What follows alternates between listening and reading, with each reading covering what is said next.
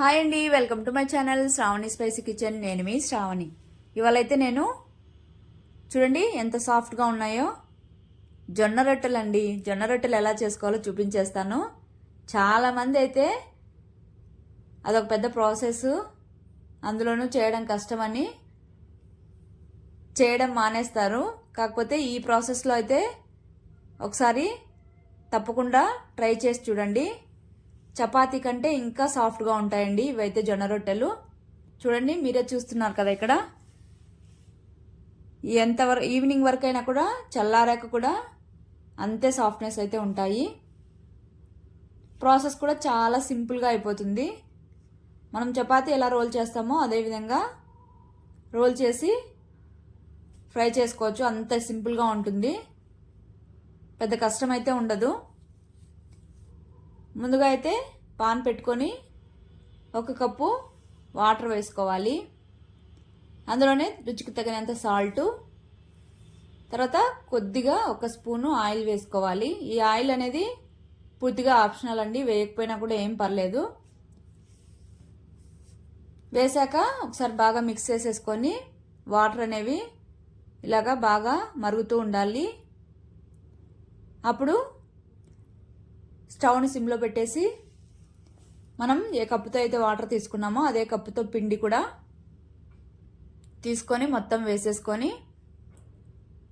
పిండి వాటర్ బాగా మిక్స్ అయ్యేలాగా మిక్స్ చేసేసుకోవాలి. మంటనైతే లో ఫ్లేమ్లోనే పెట్టుకోవాలి. అంతా బాగా కలిపేసుకున్నాక స్టవ్ ఆపేసి మూత పెట్టేసుకొని ఒక 15 మినిట్స్ రెస్ట్ వదిలేస్తే పిండి అనేది బాగా వాటర్ని అబ్జర్వ్ చేసుకుంటుంది. తర్వాత అయితే తీసి కౌంటర్ టాప్ మీద వేసేసుకొని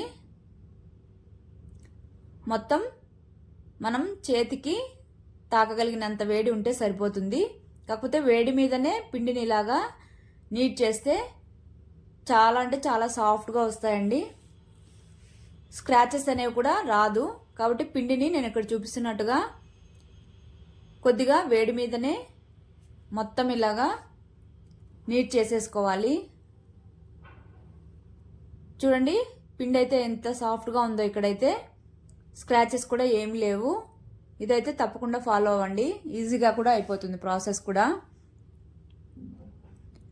తర్వాత పిండిని అయితే మీడియం సైజ్ కానీ లేదా స్మాల్ సైజ్ చేసుకున్నా పర్లేదు. నేనైతే ఇక్కడ చపాతీ అంత సైజ్ అయితే చేస్తున్నానండి రొట్టెలు. ఇంకా పెద్దవి కావాలన్నా కూడా రోల్ చేసేసుకోవచ్చు, స్క్రాచెస్ కూడా పడవండి. ఉండలన్నీ ప్రిపేర్ చేసేసుకున్నాక పొడిపిండి వేసేసుకొని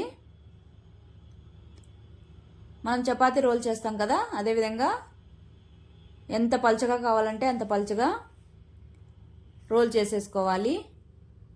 చూడండి, సింపుల్గా అయిపోతుంది కదా. అబ్బో, జొన్న రొట్టెలా సద్ద రొట్టెలా అని కష్టం అనుకునే వాళ్ళైతే ఈ వీడియో అస్సలు మిస్ అవ్వద్దు. ఒకసారి ట్రై చేయండి, తప్పకుండా బాగా వస్తుంది కూడా. ఇలా రోల్ చేసేసుకున్నాక మిగిలిన కూడా అదేవిధంగా పొడిపిండి వేసేసుకొని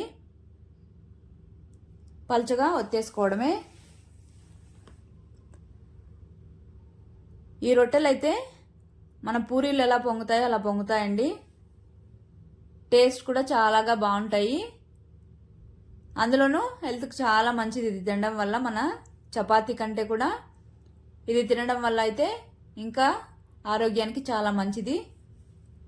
ఇలా మిగిలినవన్నీ రోల్ చేసేసుకున్నాక ముందుగా అయితే పాన్ పెట్టుకోవాలి. పాన్ అయితే బాగా వేడిగా ఉండాలి. అప్పుడైతే ఈ రొట్టెని అందులోకి వేసేసుకొని తడి క్లాత్తో, మరి వాటర్ అన్నీ పోసేయకుండా జస్ట్ తడి క్లాత్తో పైన ఉన్నది పిండి పోయేలాగా జస్ట్ అలా ప్రెస్ చేసుకుంటే సరిపోతుంది. ఇదే విధంగా ఇంకో సైడ్ తిప్పుకొని ఫ్రై చేసేసుకోవడమే. చూడండి, బాగా రొట్టెలు అనేవి ఇలాగ పొంగుతాయండి. దీనికైతే ఏ కర్రీ అయినా కూడా బాగుంటుంది. ఇదే విధంగా ఈజీగా చేసేసుకోవచ్చు. ప్రాసెస్ కూడా చాలా సింపుల్గా ఉంది కదా. మిగిలినవి కూడా మొత్తం